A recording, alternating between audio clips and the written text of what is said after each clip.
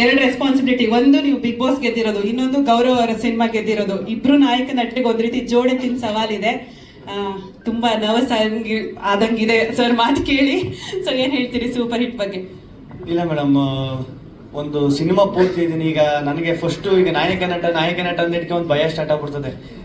ನಾಯಕ ನಟ ಅಂತ ಹೇಳೋದಿಟ್ಕೆ ನಾಯಕ ನಟ ಅನ್ನೋದಕ್ಕಿಂತ ಒಂದು ಪ್ರಮುಖ ಪಾತ್ರ ಮಾಡಿದ್ದೀನಿ. ಈಗ ಸಿನಿಮಾದಲ್ಲಿ ಈಗ ಇಲ್ಲಿ ಎಷ್ಟು ಜನ ಅವ್ರೆ ಈ ಫ್ರೇಮಲ್ಲಿ ಎಲ್ಲರೂ ಒಂದರ ಒಂದು ರೀತಿ ನಾಯಕ ನಟರೆ. ಎಲ್ಲರೂ ಈಗ ಸಾಧು ಸರ್ ಹೇಳಿದ್ರಲ್ಲ 3 ದಿನ ಮಾಡಿದ ಸಿನಿಮಾ ಪೂರ್ತಿ ಇದೀನಿ ಅಂತ, ಹಂಗೆ ಎಲ್ಲರೂ ಸಿನಿಮಾ ಇದು ಟ್ರಾವೆಲಿಂಗ್ ಕಥೆ ಆಗಿರೋದ್ರಿಂದ, ಟ್ರಾವೆಲಿಂಗ್ ಸಬ್ಜೆಕ್ಟ್ ಆಗಿರೋದ್ರಿಂದ ಎಲ್ಲ ಟ್ರಾವೆಲ್ ಆಯ್ತೀವಿ ಈ ಕಥೆಯಲ್ಲಿ. ಅದರಲ್ಲಿ ವಿಜಯಾನಂದ್ ಸರ್ ಕರೆದುಬಿಟ್ಟು ಈ ಥರ ಒಂದು ಪಾತ್ರ ಅಂತ ಹೇಳಿ ಆ ಪಾತ್ರ ನನ್ನ ಕೈಲಿ ಮಾಡಿಸೋದು ನನಗೆ ಸಖತ್ತು ಖುಷಿ ಆಯಿತು. ಆಮೇಲೆ ಅವ್ರದ್ದು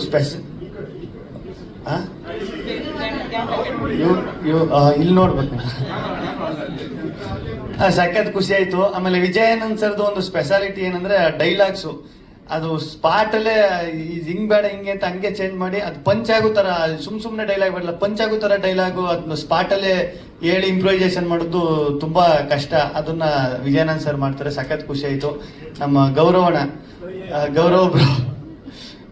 ಬ್ರೋ ನಾವು ಅವರು ಬರೀ ಮೊದಲನೇ ದಿನ, ನಾನು ಶ್ವೇತಾ ಅವರು ಮೊದಲನೇ ದಿನನೇ ಸಖತ್ ಕ್ಲೋಸ್ ಫ್ರೆಂಡ್, ಒಂದು 2-3 ವರ್ಷ ಪರಿಚಯ ಆಗಿರುವಷ್ಟು ಫ್ರೆಂಡ್ ಆಗ್ಬಿಟ್ಟು ಅಷ್ಟು ಕಂಫರ್ಟ್ ಝೋನ್ ಕೊಟ್ಟು ನನಗೆ ಚೆನ್ನಾಗಿ ಮಾತಾಡಿಸ್ಕೊಂಡು, ಚೆನ್ನಾಗಿ ಕಾಮಿಡಿ ಮಾಡ್ಕೊಂಡು, ಫನ್ ಮಾಡ್ಕೊಂಡು. ಅದೇ ಈಗ ಟೀಮು ಕರೆಕ್ಟ್ ಆಗಿದ್ದಾಗ, ಟೀಮ್ ಎಲ್ಲ ಫ್ರೆಂಡ್ಲಿ ಆಗಿದ್ದಾಗ ನಾವು ಕೆಲಸ ಮಾಡೋಕೆ ತುಂಬಾ ಈಸಿ ಆಯ್ತದೆ. ಆಮೇಲೆ ನಿರ್ಮಾಪಕರು, ನಂಗೆ ಸತ್ಯ ಅವರು ನಿರ್ಮಾಪಕರು ಅಂತಲೇ ಗೊತ್ತಿಲ್ಲ, ಪ್ರೊಡಕ್ಷನ್ ಮ್ಯಾನೇಜರ್ ಏನೋ ಅನ್ಕೊಬಿಟ್ಟಿದ್ದಾರೆ, ಅಷ್ಟು ಸಿಂಪಲ್ ಆಗಿದ್ರು. ಆಮೇಲೆ ಸುಮಾರು 1 ವಾರ ಆದ್ಮೇಲೆ ಗೊತ್ತಾಯ್ತು ಇವರೇ ಪ್ರೊಡ್ಯೂಸರು ಅಂತ.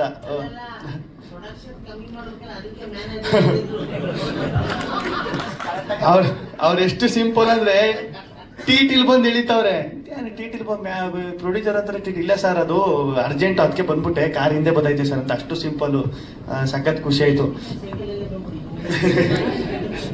ಆಮೇಲೆ ಸಾಧು ಸರ್ ನಿಜವಾಗ್ಲೂ ಈಗ ಅವರು ಹೇಳ್ತಾರಲ್ಲ, ಅವ್ರ ಅನುಭವ ಒಂದಷ್ಟು ಹೇಳ್ತಾರೆ. ಇಲ್ಲ ಕಣೋ, ನೀವೆಲ್ಲ ಹುಡುಗರು, ನೀವು ನೆಕ್ಸ್ಟ್ ಡಿಸಿಷನ್ ತಗೋಬೇಕಾದ್ರೆ ಕರೆಕ್ಟ್ ಆಗಿರ್ಬೇಕು, ಸಿನಿಮಾ ಫೀಲ್ಡು ನಿಮ್ಮ ಹೆಜ್ಜೆ ಕರೆಕ್ಟ್ ಆಗಿರ್ಬೇಕು ಅಂತ ಅವ್ರ ಅನುಭವಗಳು. ಆಮೇಲೆ ಅವ್ರದ್ದೊಂದು ಸಖತ್ ಇಷ್ಟ ಆಗೋದು, ಅವರು ಹೋಗಿರೋ ದೇಶ, ಸುತ್ತಿರೋ ದೇಶ, ಈ ದೇಶಕ್ಕೆ ಹೋಗ್ರಿ, ಇಲ್ಲಿ ಇದು ಸ್ಪೆಷಲ್ಲು, ಈ ಜಾಗಕ್ಕೆ ಹೋಗ್ರಿ, ಸುತ್ತಬೇಕು ದೇಶನ, ಏನಾಯ್ತ ಜೀವನದಲ್ಲಿ ಸುತ್ತಬೇಕು, ತಿರುಗಾಡ್ಬೇಕು, ಅದೇಲ್ವ ಲೈಫ್ ಅಂತೆಲ್ಲ ಅವರು ಹೇಳೋದು. ಫ್ರೀ ಆಗಿದ್ದಾಗೆಲ್ಲನೂ ಒಂದಷ್ಟು ಇನ್ಪುಟ್ಸ್ ಕೊಡೋರು, ಹಿಂಗಿರ್ಬೇಕು, ಹಿಂಗ್ ಮಾಡ್ಬೇಕು ಅಂತ. ಅದೆಲ್ಲ ಸಖತ್ ಹೆಲ್ಪ್ ಆಯ್ತು ನನಗೂ. ಆಗ್ಲಿ ಸಖತ್ ಒಂದು ಒಳ್ಳೆ ಸಿನಿಮಾದಲ್ಲಿ ಕೆಲಸ ಮಾಡಿದೀನಿ, ಒಂದು ಒಳ್ಳೆ ಟೀಮ್ ಜೊತೆ ಕೆಲಸ ಮಾಡೋನಿ ಅಂತ ನನಗೂ ಸಖತ್ ಖುಷಿ ಐತೆ. ನಿಮ್ ಪಾತ್ರದ ಬಗ್ಗೆ ಹೇಳಿ. ಮುನ್ನಾಬಾಯಿ ನನ್ನ ಪಾತ್ರ ಬಂದು ಅದೇ ಡೈರೆಕ್ಟರ್ ಮುಂಚೆನೆ ಇಲ್ಲಿ ಕರೆದು ಬಿಟ್ಟು ಹೇಳಿದ್ರೆ ಕತೆ ಎಲ್ಲೂ ಬಿಟ್ಕೊಡ್ಬಾರ್ದು ಅಂತ. ನನ್ನ ಪಾತ್ರ ಚೆನ್ನಾಗೈತೆ, ಅದೊಂದು ಮಾತ್ರ ಹೇಳ್ಬಲ್ಲೆ. ಆಮೇಲೆ ಇಲ್ಲಿ ಕಾರೆಲ್ಲ ಅಲ್ಲಿ ಆ ಕಾರ್ ಐತಲ್ಲ, ಅದು ಮಾತ್ರ ಸಖತ್ ರೋದನೆ ಕೊಟ್ಬಿಟ್ಟೈತೆ ನಮ್ಗೆ. ನಾನು ಸ್ಟಾರ್ಟಿಂಗ್ ಹೋದಾಗ ಯಾವ್ದೋ ಲ್ಯಾಂಬೋರ್ಗಿನಿ ಕಾರ್ ತಂದು ಇಳಿಸ್ಬಿಟ್ಟು ಅವ್ರಿಗೆ ಏನ್ ಗುರು ಇದು ಅಂತ ನಾನು. ಆಮೇಲೆ ಎಲ್ಲ ಟಿಂಕ್ರಿಂಗು ಪೇಂಟಿಂಗ್ ಮಾಡಿಸ್ಕೊಂಬಂದು ಆಲ್ಟರ್ನೇಟ್ ಮಾಡಿಸ್ಕೊಂಬಂದವ್ರೆ ಎಲ್ಲ ಗಾಡಿಗೆ. ಅದು ಮಧ್ಯದಲ್ಲಿ ನಿಂತೋಗ್ಬಿಡ್ತದೆ. ನನಗೆ ಸದ್ಯ ನಂದು ಒಂದು ಪ್ಲಸ್ ಏನಪ್ಪಾ ಅಂದ್ರೆ ನನಗೆ ಗೇರ್ ಗಾಡಿ ಓಡಿಸಿ ಬರೋಲ್ಲ, ಕಾರ ನಾನು ಓಡಿಸೋದಿದ್ದದ್ದು. ಆಮೇಲೆ ಪಾಪ ಗೌರವ್ ಅವರು ಆ ಕಾರ್ನ ಎಷ್ಟು ಅವ್ರು ತಕೊಂಡೋದ್ರು ಅಂದ್ರೆ ಮಳೆ ಅದು ಓಪನ್ ಕಾರು, ಮಳೆ ಸ್ಟಾರ್ಟ್ ಆಗ್ಬಿಟ್ರೆ ಮಳೆ ಎಲ್ಲ ಸುರಿತಾ ಇರ್ತದೆ. ಈ ಕಡೆ ಈ ಹ್ಯಾಂಡ್ ಲೆಕ್ಕಿದ್ದೆ ಕೈಗೆ ಬರ್ತದೆ, ಈ ಕಡೆ ಗೇರ್ ಎತ್ತಕೋರಿ ಗೇರ್ ಹಾಕಿದ್ದೆ ಕೈಗೆ ಬರ್ತದೆ. 1 ವಾರ ಸರಿಯಾಗಿ ಆಟ ಆಡಿಸ್ಬಿಡ್ತು. ಎಲ್ಲಿ ಉಡುಪಿಲಿ ಶೂಟಿಂಗ್ ಮಾಡ್ತಿದ್ದ ಅಲ್ಲಿಗೆ ತಗೋಬೇಕು ಗಾಡಿಯ. ಹೆಂಗ್ ಆಗ್ಬಿಡ್ತು ಅಂದ್ರೆ ಪಾಪ ಅವ್ರಿಗೆ, ಅವ್ರು ನೋಡಿ ನನಗೆ ಪಾಪ ಅನ್ನಿಸ್ಬಿಡ್ತು. ಈ ಬ್ರೇಕ್ ಹೊಡಿಕ್ ಹೋದ್ರೆ ಅದು ಸ್ಟ್ರಕ್ ಆಗ್ಬಿಟ್ಟದೆ, ಬ್ರೇಕೇ ಓದ್ತಾ ಇಲ್ಲ ಒಂದು ಟೈಮಲ್ಲಿ. ಆ ತರ ಎಲ್ಲ ಸಿಕ್ಕಾಪಟ್ಟೆ ಆ ಕಾರು. ಅದೇ ನನ್ನ ಪ್ರಕಾರ ಅದೇ ಅನ್ಸುತ್ತೆ ಮೇನ್ ಹೀರೋ ಈ ಸಿನಿಮಾಗೆ, ಆ ಕಾರು ಅಷ್ಟೊಂದು ರೋದನೆ ಕೊಟ್ಟಾಕ್ಬಿಡ್ತು ಎಲ್ರಿಗೂ. ಈ ಸಿನಿಮಾದಲ್ಲಿ ಏನಪ್ಪಾ ಅಂದ್ರೆ ಆರ್ಟಿಸ್ಟ್ ಯಾರಿಗೂ ರೋದನೆ ಕೊಟ್ಟಿಲ್ಲ, ಟೆಕ್ನಿಷಿಯನ್ ರೋದನೆ ಕೊಟ್ಟಿಲ್ಲ, ಯಾರು ಕೊಟ್ಟಿಲ್ಲ. ಅದೊಂದು ಕಾರ್ ಐತಲ್ಲ ಅದು ಮಾತ್ರ ಎಲ್ರಿಗೂ ರೋದನೆ ಕೊಟ್ಬಿಡ್ತು. ಆಮೇಲೆ ನಮ್ಮ ಕ್ಯಾಮ್ರಾಮನ್ ಸರ್ ಬಗ್ಗೆ ಹೇಳ್ಬೇಕು, ಎಷ್ಟು ಕೂಲು ಅಂದ್ರೆ ಅವರು ತಲೆನೇ ಕೆಡಿಸ್ಕೊತಿರಲ್ಲ. ಹಿಂಗ್ ಕೂಗಾಡುದು, ಈಗ ಸೆಟ್ ಅಂದ್ರೆ ಕೂಗಾಡುದು, ಕಿರ್ಚಾಡುದು, ಆತರ ಏನಿಲ್ಲ. ಈ ಡೈರೆಕ್ಟರ್ ಇದು ಕ್ಯಾಮ್ರಾಮನ್ ಗಂಡ ಹೆಂಡತಿ ತರ ಇರಬೇಕು ಸೆಟ್ಟಲ್ಲಿ ಅಂತಾರೆ, ಸೇಮ್ ಹಂಗೆ ಇದ್ದಿತ್ತು ಅವರು. ಸಖತ್ ಖುಷಿ ಆಯ್ತು. ಓಕೆ ಸರ್, ಮಾಧ್ಯಮದವ್ರದ್ದೇನೋ ಪ್ರಶ್ನೆ ಇದೆಯಾ? ಬಿಗ್ ಬಾಸ್ ಇಂದ ಬಂದ್ಮೇಲೆ ಹೇಗಿದೆ ನಿಮ್ಮ ಮನಸ್ಥಿತಿ ಈಗ? ಮನಸ್ಥಿತಿ ಹೇಗಿದೆ ಅಂತ ಕೇಳ್ತೀರ? ಅದೇ ಹೇಳಿದ್ನಲ್ಲ ಸರ್, ಈಗ ಸಾಧು ಸರ್ ಹೇಳ್ದಲ್ಲ, ಸೇಮ್ ಅದನ್ನೇ ಮಾತಾಡ್ತಿದ್ದೆ ಸಾಧು ಸರ್. ನಾವು ಈಗ ಆಚೆಗೆ ಬಂದೇಟ್ಗೆ ಇಷ್ಟು ಜನ ಇಷ್ಟು ಇದೆ ಇದೆಲ್ಲ ನೋಡಿದಾಗ ಅದು ಇದರಿಂದ ಆಚೆ ಬರೋಕೆ ಇನ್ನೂ ಸ್ವಲ್ಪ ದಿನ ಬೇಕು ಸರ್. ಅದೇ ಈಗ ಎಲ್ಲೋದ್ರು ಯಾಕೆ ಸೈಲೆಂಟ್ ಆಗ್ಬಿಟ್ಟು ನನಗೆ ಇಲ್ಲಿ ಮಾತಾಡ್ತಾ ಇಲ್ಲ ಅಂದ್ರೆ ಈಗ ಅದರಿಂದ ಆಚೆ ಬರ್ಬೇಕಂದ್ರೆ ಈಗ ಏನನ್ನು ಎಕ್ಸ್ಪೆಕ್ಟ್ ಮಾಡಿರ್ಲಲ್ವ ಸರ್, ಹಿಂಗಿರ್ತದೆ, ಹಿಂಗೆ ಆಚೆ ಬಂದ ತಕ್ಷಣ ಹಿಂಗೆ ಆಯ್ತದೆ, ಹಿಂಗೆ ಇರ್ತದೆ ಅಂತ ಇಷ್ಟು ಜನ ಪ್ರೀತಿ ಹಿಂಗೆಲ್ಲ ಸಿಗ್ತದೆ ಅಂತ ಎಕ್ಸ್ಪೆಕ್ಟ್ ಮಾಡಿರಲ್ಲ. ಆಚೆ ಬಂದ ತಕ್ಷಣ ಈಗ ಒಂದು 4 ಗೋಡೆ ಮಧ್ಯದಲ್ಲಿ ಒಂದು 4 ತಿಂಗಳು ಇರ್ತೀವಿ. ಈಗ ಆಚೆ ಬಂದ ತಕ್ಷಣ ಅದನ್ನ ಇಲ್ಲಿಗೆ ಪ್ರೆಸೆಂಟ್ ಬರ್ಬೇಕಂದ್ರೆ ಇನ್ನೂ ಸ್ವಲ್ಪ ಟೈಮ್ ಬೇಕಾಯ್ತದೆ. ಅದಕ್ಕೆ ಈಗ ಸಿನಿಮಾಗಳ ಇದು ನಿರ್ಮಾಣಕ್ಕೆ ಜಾಸ್ತಿ ಜನ ಬರ್ತೀರಾ? ಹ್ಞೂ ಸರ್, ಮಾತುಕತೆ ನಡೀತಾವೆ. ಅದೇ ಈ ಕನ್ಫ್ಯೂಷನ್ ಈಗ ಆಚೆಗೆ ಬಂದ ತಕ್ಷಣ ಒಂದಷ್ಟು ಹಿಂಗೆಲ್ಲ ಬಂದಾಗ ಈಗ ನೆಕ್ಸ್ಟ್ ನಾನು ಯಾವ ಮೂವ್ ತಗೋಬೇಕು, ನೆಕ್ಸ್ಟ್ ಏನ್ ಹೆಜ್ಜೆ ಇಡಬೇಕು ಅನ್ನೋದೇ ಸಖತ್ ಕನ್ಫ್ಯೂಸು. ತಿರ್ಗಿ ನಾನು ಕರೆಕ್ಟ್ ಈಗ ನಾನು ಯೋಚನೆ ಮಾಡಿದ್ ಸರ್, ಈಗ ನನ್ನ ಮೈಂಡ್ ಸೆಟ್ ಕರೆಕ್ಟ್ ಆಗಿರ್ಬೇಕು. ಈ ಕನ್ಫ್ಯೂಷನ್ ಅಲ್ಲೇ ಪ್ರೊಸೆಸ್ ನಡೀತದೆ ಎಲ್ಲ.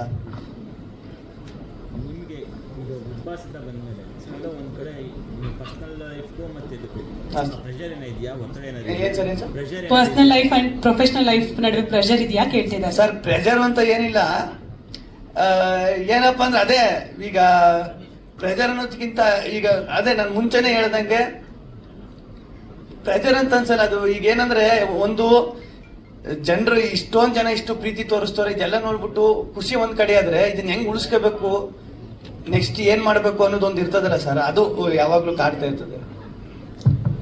ಓಕೆ, ಯಾವ್ದಣ್ಣ ಬರ್ಬೇಕಾಗಿರೋ ದುಡ್ಡು ಇಲ್ಲ, ಅದಕ್ಕೂ ಒಂದಷ್ಟು ಪ್ರೊಸೆಸ್ ಇರ್ತದೆ. ಅದು ಬರ್ತದೆ ಸರ್. ಇಲ್ಲ 100 ದಿನ ಎಲ್ಲ ಇರಲ್ಲ, ಬೇಗ ಬರ್ತದೆ. ಅಯ್ಯೋ, ನಾನ್ ತಗೊಂಡಿರೋದು ನನಗೆ ಗೊತ್ತಿಲ್ಲ, ನಾನ್ ಜಮೀನ್ ತಗೊಂಡಿರೋದು. ಸೂಪರ್ ಹಿಟ್ ಪ್ರಮೋಷನ್ ಅಲ್ಲಿ ಹೇಗೆ ಇನ್ವಾಲ್ವ್ ಆಗ್ಬೇಕಂತ ಅನ್ಕೊಳ್ತಿದ್ದೀರಾ ಅಂತ? ಅದೇ ಈಗ ಜನರಿಗೆ ಯಾವ ತರ ತಲುಪಬೇಕು, ಯಾವ ತರ ಇದ್ ಮಾಡ್ಬೇಕು ಅದನ್ನ ಪ್ಲಾನ್ ಮಾಡ್ಕೊಂಡು ಮಾಡ್ಬೇಕು. ಥಿಯೇಟರ್ಗಳಿಗೆ ಊರು ಥಿಯೇಟರ್ಗಳಿಗೆಲ್ಲ ಹೋದ್ರೆ ನೀವು ಆ ಕಡೆ ಅವ್ರ ಪ್ರಮೋಷನ್ ಹೆಲ್ಪ್ ಆಗುತ್ತೆ. ಇಂಟರ್ ಕರ್ನಾಟಕ ಎಲ್ಲೇ ರಿಲೀಸ್ ಮಾಡ್ತಾರೋ ಅಲ್ಲ ನೀವು ಅವ್ರಿಗೆ ಸಾಥ್ ಕೊಟ್ರೆ ಒಂದಷ್ಟು ಆಡಿಯನ್ಸ್ ಬರ್ತಾರೆ, ಸಿನಿಮಾಗೆ ಆ ಕೆಲ್ಸಕ್ಕೆ ನೀವು ಫ್ರೀ ಆಗಿ ಸಿಗ್ತೀರಾ ಹೇಗೆ? ಅಲ್ಲ ಸರ್, ಅದೇ ಈಗ ನನಗೂ ಒಂದಷ್ಟು ಕೆಲಸ ಕಾರ್ಯಗಳವೆ, ಕೆಲಸ ಅದು ಇದು ಅದೇ ಕೆಲಸದ ಒತ್ತಡಗಳು ಇದೆಲ್ಲ ಐತೆ, ಅಲ್ಲಿ ಇಲ್ಲಿ ಅಂತ. ಅದ್ರ ಮಧ್ಯ ಯಾವ್ಯಾವಾಗ ಏನೇನು ಅದನ್ನ ಪ್ಲಾನ್ ಮಾಡ್ಕೊಂಡು ಮಾಡ್ಬೇಕು ಸರ್. ಗಿಲ್ಲಿ 1 ನಿಮಿಷ.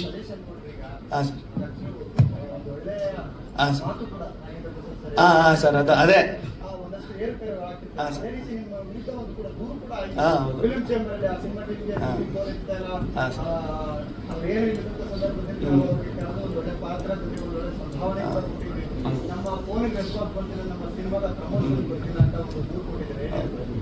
ಹ್ಞೂ ಸರ್. ಈಗ ಆ ಸಿನಿಮಾ ಆಗಿ ನನ್ನ ಪ್ರಕಾರ 2.5 ವರ್ಷ ಆಗಿರ್ಬೇಕು. ಅದ್ರಲ್ಲಿ ಆಕ್ಟಿಂಗ್ ಮಾಡಿ ನಾನು ಬೈಟ್ಸು ಕಳಿಸಿದೆ ಸರ್. ಅಂದ್ರೆ ಬೈಟ್ಸ್ ಕಳಿಸಿ ಎಲ್ಲ ಮಾಡಿದೆ, ಬಟ್ ಅದು ಯಾಕೆ ಹಂಗೆ ಆಯ್ತು ಅಂತ ಗೊತ್ತಿಲ್ಲ. ಪಾಪ ಅವ್ರಿಗೂ ಏನೋ ಮೋಸ್ಟ್ಲಿ ನನ್ನಿಂದ ನಾನು ಫೋನ್ ಎತ್ತಿರಿಗೆ ನನಗೂ ಒಂದಷ್ಟು ಕೆಲಸದ ಒತ್ತಡ ಇತ್ತಲ್ಲ, ಅದು ಅವ್ರು ತಪ್ಪಲ್ಲ ಸರ್. ಯಾರು ಸರ್? ಇಲ್ಲ ಸರ್, ಬೇರೆ ಕೆಲಸಗಳಲ್ಲಿ ಒಂದಷ್ಟು ಬಿಜಿ ಆಗ್ಬಿಟ್ಟು. ಹಾ ಸರ್, ಹೌದು. ಇಲ್ಲ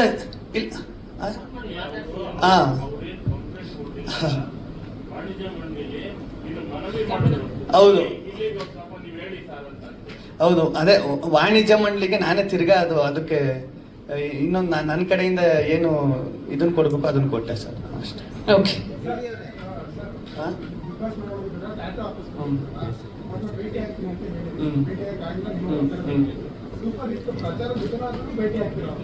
ಇಲ್ಲ ಸರ್, ಮೊನ್ನೆ ತಿರ್ಗಾ ನಮ್ಮ ಚಾನೆಲ್ ಅಲ್ಲಿ ಇದನ್ನ ಒಂದು ಅದಕ್ಕೆ ಅವ್ರನ್ನೆಲ್ಲ ಕರೆಸ್ಬೇಕು ಅಂತಾನೆ ಒಂದಷ್ಟು ಜನರನ್ನ ಕರ್ಸಕ್ಕೆ ಅದ್ರಲ್ಲಿ ಅವರು ಫೋನ್ ಹೋಗಿ ಮಾಡಿದ್ರಂತ. ಅವ್ರೇನೋ ಆ ಟೈಮಲ್ಲಿ ಸಿಕ್ಕಿಲ್ವಂತೆ.